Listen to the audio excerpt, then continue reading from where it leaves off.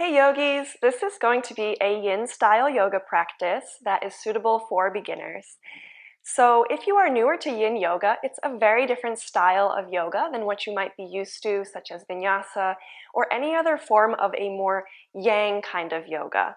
So with the yin practice, we hold poses, usually very passive poses, for a longer period of time, around anywhere between 3 to 6, even 7 minutes sometimes. In our case, since this is a beginner practice, we will be holding the poses for no more than 4 minutes. But they're meant to be held without any muscular effort. So most of these poses are done on the floor and supported by blocks so that you can relax into the shape and just allow gravity to do the work for you.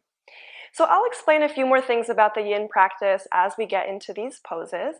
But in order to get ready for this class, you may want to have some blocks and a blanket or some pillows, or even a bolster if you have one around the house. Of course, if you don't have any blocks, you can always use some books or anything that you have lying around the house that will help to bring the floor a bit closer to you. Okay, so once you're ready, let's get started in our first posture. We're going to come into a seat. This one is called caterpillar pose, and it's very similar to what you might know of as Paschimottanasana, or seated forward fold in your yang practice. So bring your legs together, extend your legs out in front of you, and we're going to fold over the legs, but before we do that, you might want to place a blanket underneath your knees, especially if you're prone to hyperextension or if you just have sensitive knees. You can also sit on top of a block, and this will just help you to fold forward a little bit more, especially if your forward fold tends to be a little bit more up here. So I'm actually not going to use any props because I don't feel like I need them for this pose, but the point is that you want to find what is your particular edge. So when you fold forward, we're going to actually allow the back to round, and you can bring your arms or your forearms to a pair of blocks at any height to bring the floor a little bit closer to you. You can also place a block on top of your legs and support your head with that block. And so whichever version you're going to do, it's a good idea to have your palms facing up so that you're not tempted to push or pull or to use any muscular effort in this pose. So go ahead and find the version that works for you. And one of the important things to know about Yin Yoga is that we have 3 main principles that we work with in this practice. And the very first one is just to find your edge. So finding your edge means that if you have a scale of 1 to 10, with 1 being no sensation and 10 being pain, you're going to look for something around a 4 or a 5 in the sense of the intensity of the pose or the sensation that you feel. So just go ahead and take a big breath in. Exhale it out.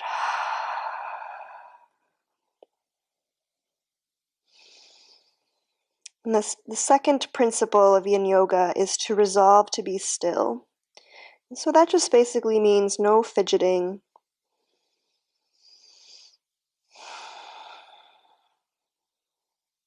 And the last principle is time. So in order for us to get the benefit of the yin practice, which is actually targeting the joints, the connective tissues, the fascia, and not the muscles, we need time, and we need to allow gravity to do the work for us.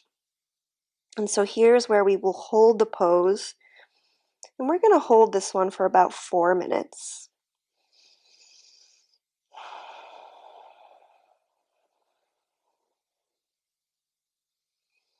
And because yin is a little bit more of an introspective practice, we are going to hold these poses mostly in silence.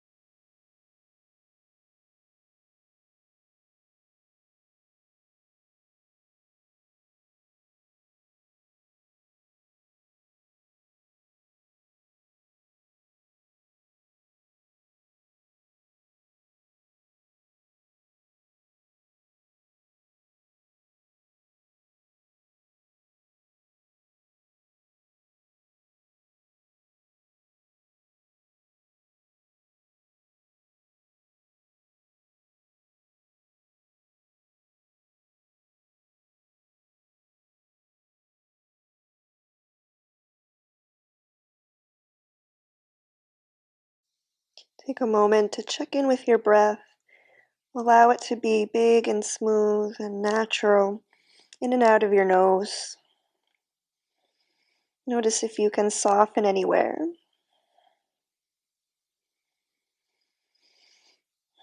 And you might notice that the longer you hold the pose, the deeper your body is allowing you to go. And that type of movement is okay. You might also notice that you've gone a little bit too far and you might back off just a little bit.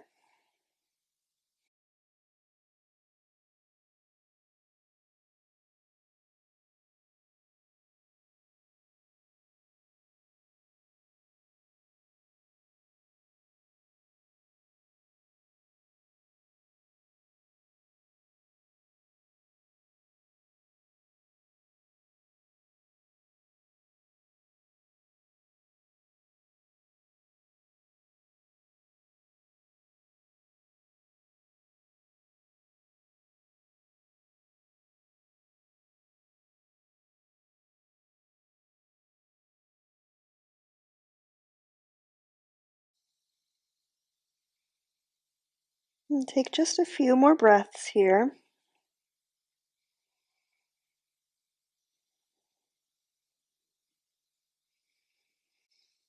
And then very slowly, slower than you might think, walk your hands back up, bringing your spine back up to a neutral position. And it might feel good here to bring your hands behind you and bend your knees. And then maybe just windshield wiper your knees from side to side. Or just wiggle your legs out a little bit, getting a little bit of movement. And we'll move into our second posture, which is called butterfly pose. For this, you're going to bring the soles of your feet together at any distance from your groin that feels comfortable. And once again, you might find that sitting on top of a block will help you here. You might also support your knees with some blocks or pillows, especially if you feel a lot of discomfort in the outer hips. We're going to fold forward for this one as well. And you're also welcome to bring a block on top of your feet or onto the mat and rest your forehead here. You can also rest your forearms on top of those blocks like we did in the previous posture. So just go ahead and find whichever version works for you. And it could take some time to find which version is right for you. So be mindful and pay close attention to the subtle sensations in your body. Relax your shoulders and your face. And take a big breath in. Exhale, let it go. Find a natural breath in and out of your nose. We'll be in this pose for about 4 minutes. So take this moment to bring your attention inwards and begin to notice some of those more subtle sensations happening in your body.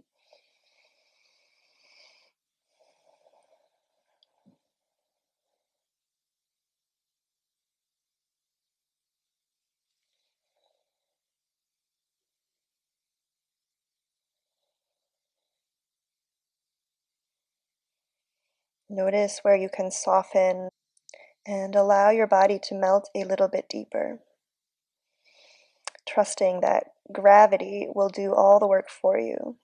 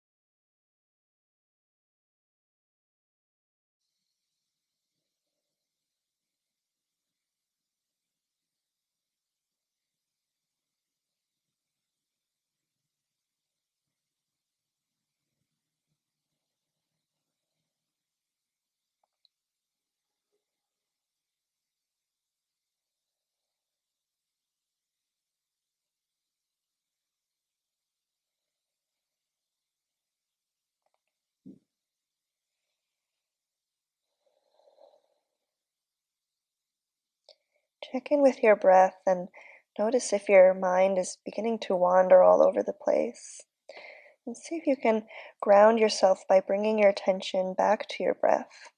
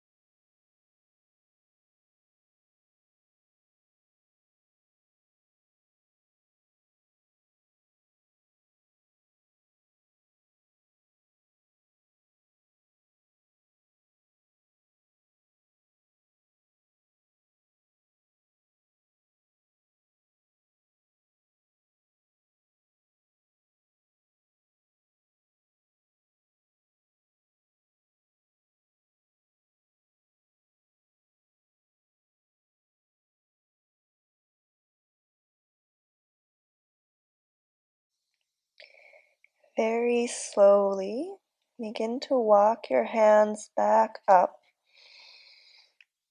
removing your props and bringing your spine back into a neutral position. And it might feel good here just to extend the legs out in front of you, shake them out a little bit, maybe even bring your hands behind you and lift and open your chest. For our next posture, we're going to make our way down onto our backs for supported fish. You're going to want to have 2 blocks for this pose or your bolster. We're going to place one block in between our shoulder blades, so bring it to the top of your mat, and the other block for your head. So you'll make kind of like a T shape with those blocks, or you'll just lay the bolster down if you have a bolster. And then scoot your hips up a little bit closer towards the blocks. So finding a place where you can lie down and have that first block in between your shoulder blades.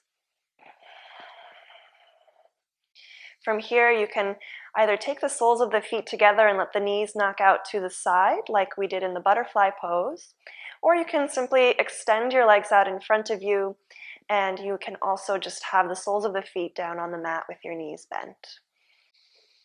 Once you've found your version, you can extend your arms out to the side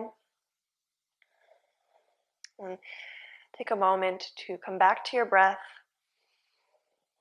in and out of your nose, allowing yourself to melt over the blocks. And we'll be in this pose for about 4 minutes again. Just notice where you can soften.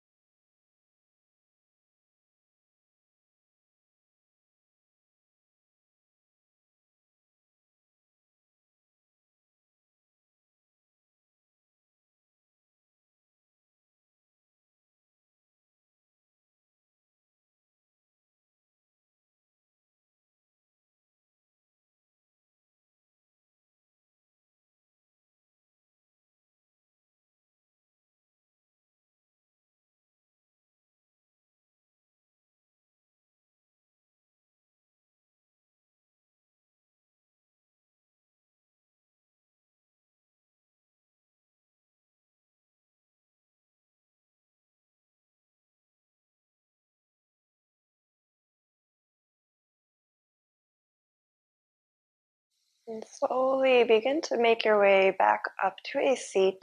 You can bring one hand behind your head and then take your chin to your chest. Come on to your elbow and lift yourself back up very slowly and gently, removing your blocks off to the side. And we're going to come all the way down onto our backs. You can extend your legs for a moment and have your arms by your side. Just bring your spine to a neutral position. Take a few breaths. And then bring the soles of your feet to the mat with your knees bent. Press down into your heels, lift your hips up, and take them all the way to the left side of the mat. From here, extend your legs to the right bottom corner of the mat and your arms to the top right corner. So you're kind of creating a banana shape, which is actually the name of this pose, banana pose. And just notice if your left hip is beginning to lift off of the mat and stacking on top of your right hip, you're going to walk your feet and arms in a little bit closer towards your midline so that you can keep that hip rooted into the mat. And then from here, it might feel nice to cross your left ankle on top of your right. You can also grab onto your left wrist with your right hand and stretch that arm up overhead. Or you might find it nice to grab onto opposite elbows. And so this pose gets a nice side stretch through your whole left side. And take a big breath in. Exhale it out.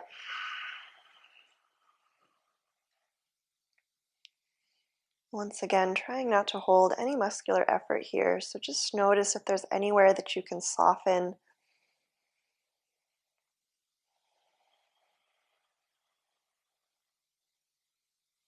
And we're going to hold this pose for about 3 minutes on each side.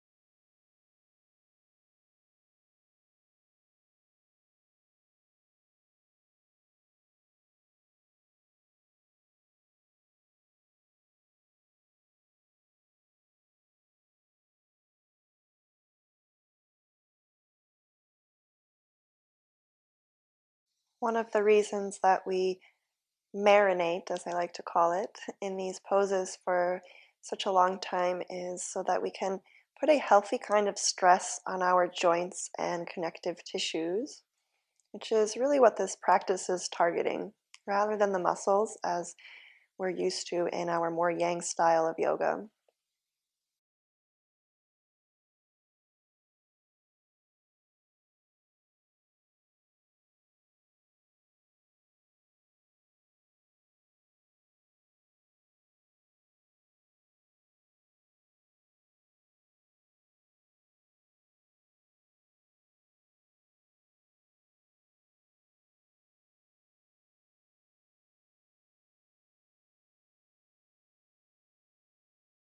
And take just a few more breaths on this side.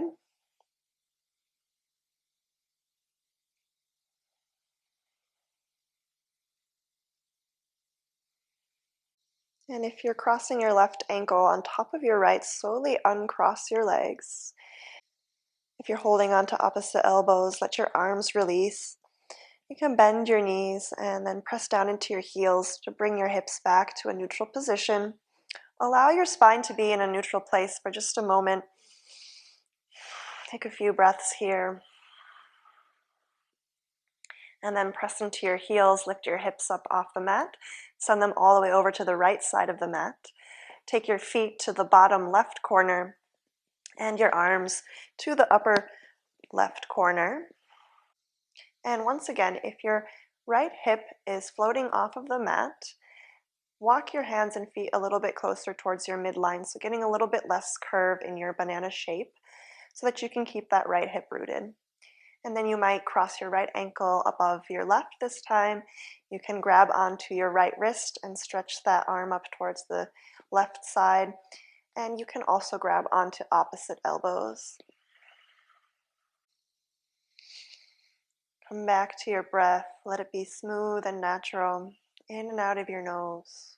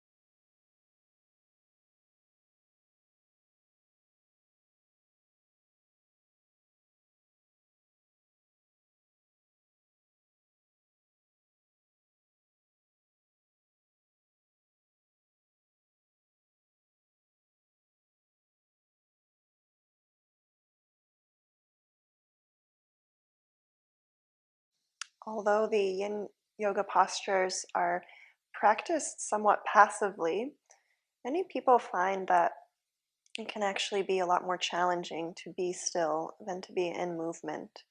So if you find that this is your experience, know that it's perfectly normal and that over time you will be able to hold these poses for longer and to be in that stillness.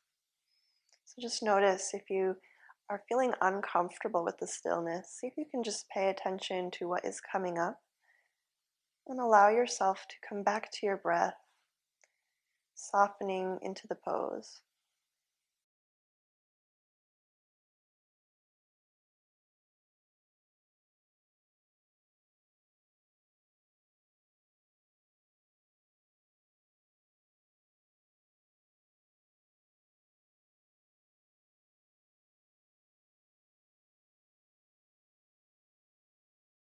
And very slowly, if you're holding onto your elbows, release your arms.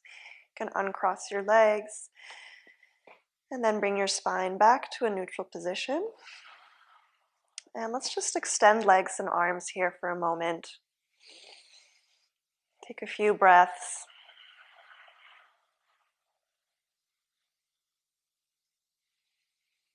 We'll take one last posture before moving into Shavasana. Bring the soles of your feet down to the mat, bending your knees. Press down into your heels and lift your hips up over to the left side again. This time, let your knees fall to the right, coming into a supine twist. You can extend your arms out to a T or goalpost your arms. And if your bottom right knee is floating off of the floor, you might just close that gap and place a block or a pillow underneath. And you can also bring a pillow or block or blanket in between your knees if you have a little gap there. Your gaze can stay up towards the ceiling or it can go over to the left. And once again, just see where you can surrender, where can you soften. And remember, we're just allowing gravity to do the work here for us. We'll be in this pose for about 3 minutes on each side.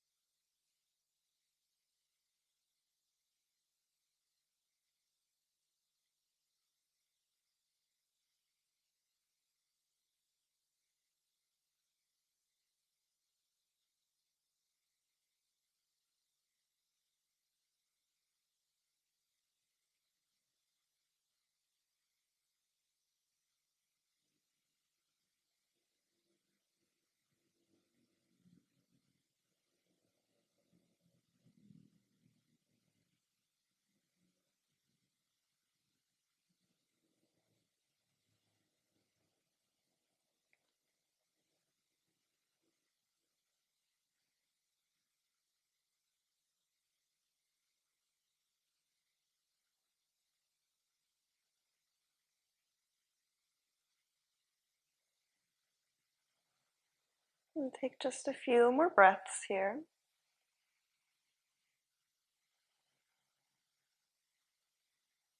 If you're using any props, gently remove them off to the side and bring your knees back to center.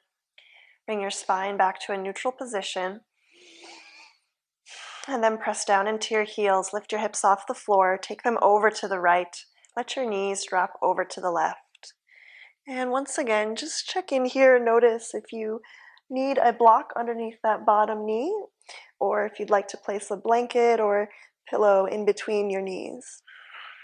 You can have your arms extended to the side or goalpost your arms and just try to keep both shoulders on the mat.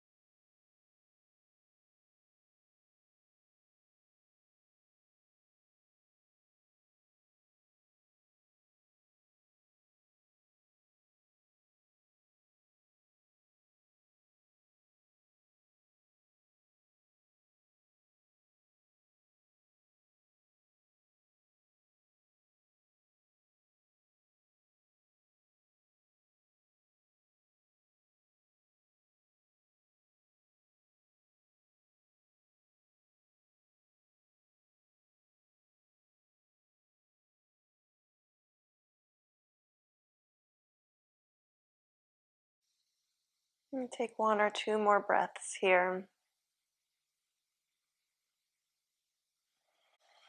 And if you're using any props for your knees, slowly take them off to the side.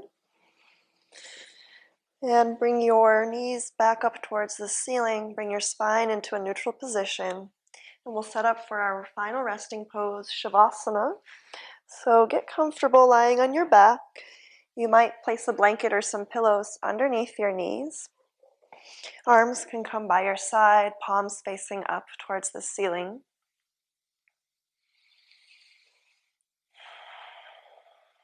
Begin to soften your breath and allow yourself to melt into the floor, allowing your body to integrate this practice.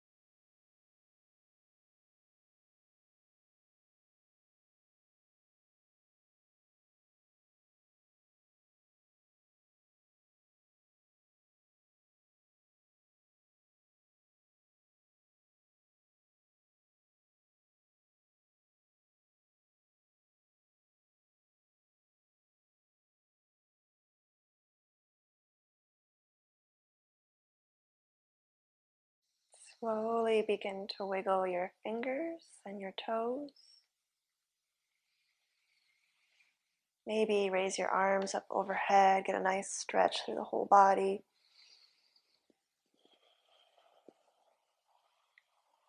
And when you're ready, roll over onto your right side, curling up into a fetal position. And then making your way up into a comfortable seat. Bringing your hands together in front of your heart. Take a moment just to notice the effects of this practice on your body and your mind.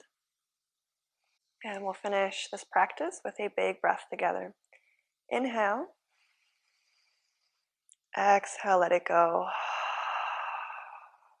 Bring your hands to your third eye center, bringing gratitude to this practice. Thank you so much for joining me. Namaste.